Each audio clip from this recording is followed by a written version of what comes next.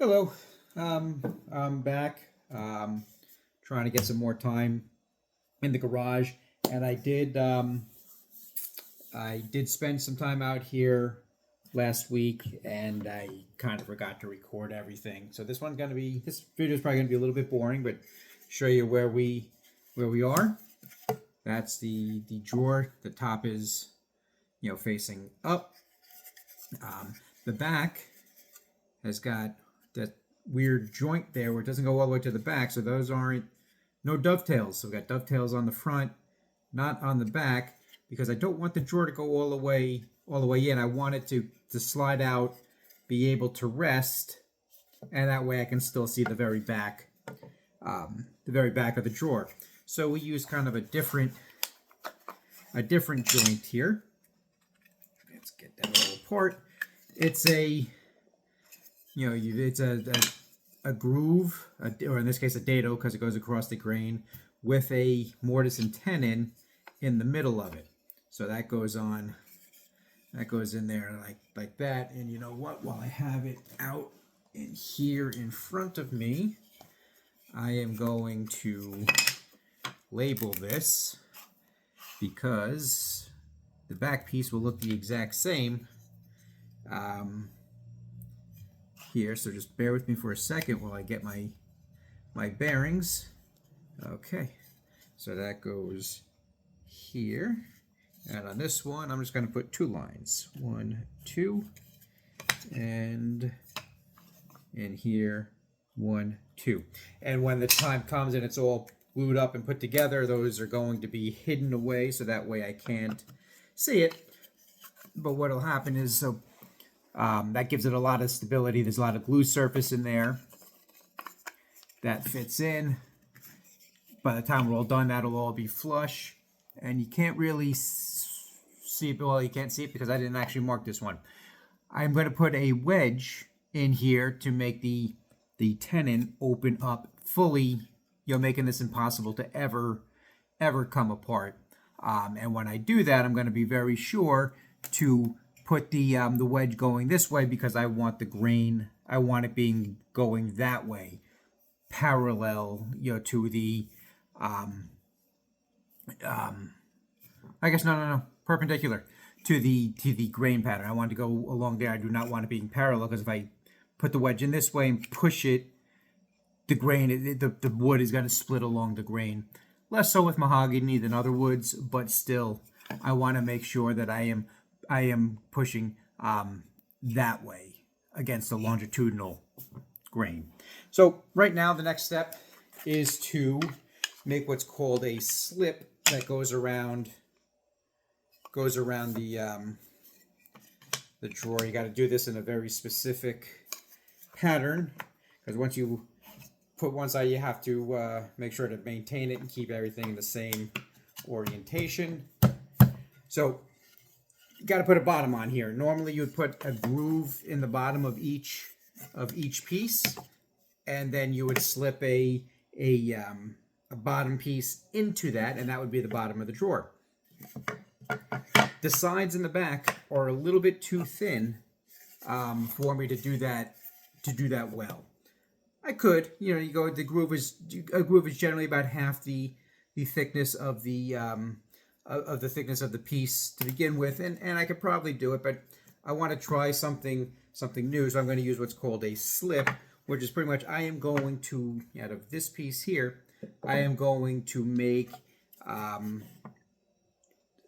a piece of wood with a groove in it that will go around every side, and I will put a groove in that piece that is thicker and glue them in there, and that'll be the bottom, and we're going to set up the bottom in such a way that it's fairly flat going across. But we got time to get there. Right now I have to make the slips to go around the inside.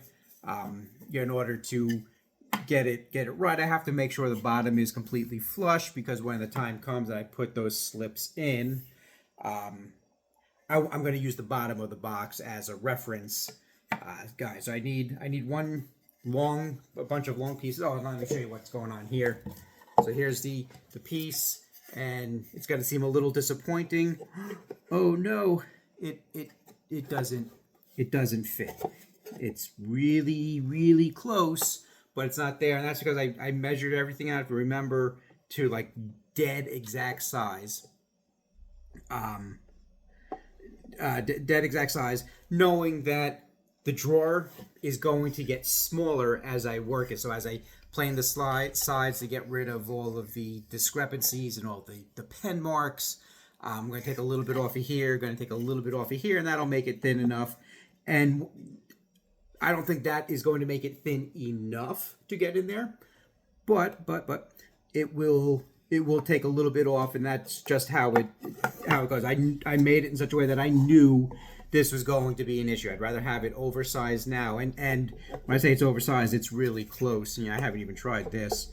Yeah, so the front will go in.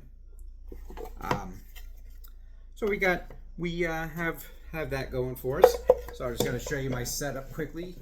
I spent the last time in the shop sharpening everything. All my planes, all my chisels, all my knives have all been sharpened.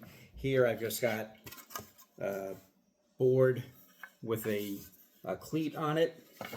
That's going to go in the vise, and a lot of times I will use the vise itself, but I've been experimenting. I kind of like this method. This is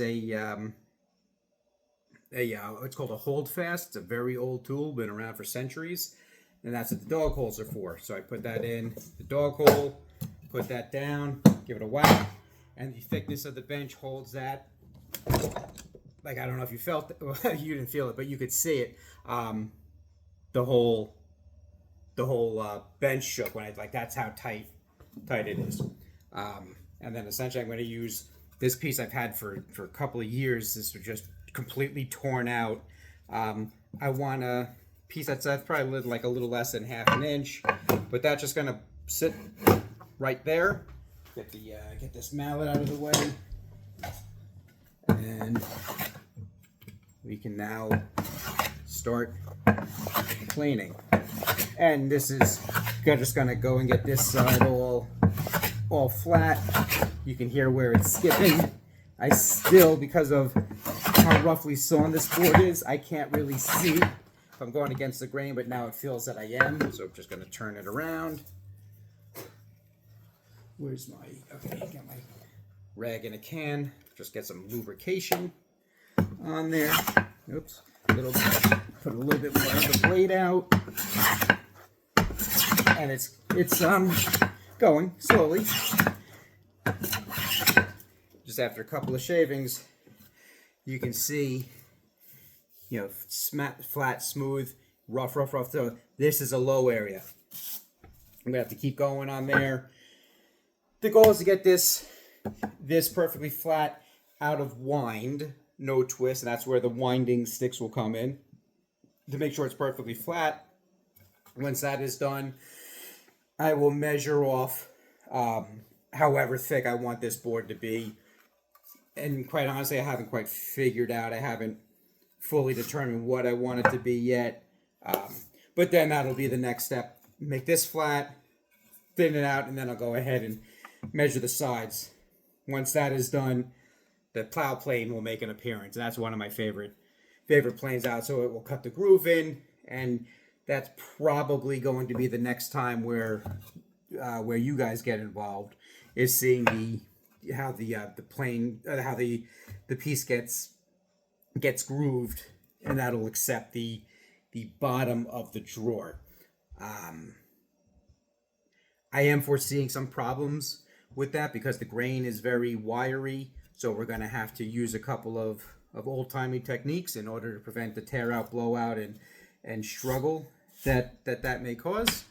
But you'll see that in the next video. This is just kind of wanted to show where we've gotten up to, because I forgot to film. I forgot to film making those joints. I just wanted to give you an update of where we were and where we are going. That's my Porky Pig impression.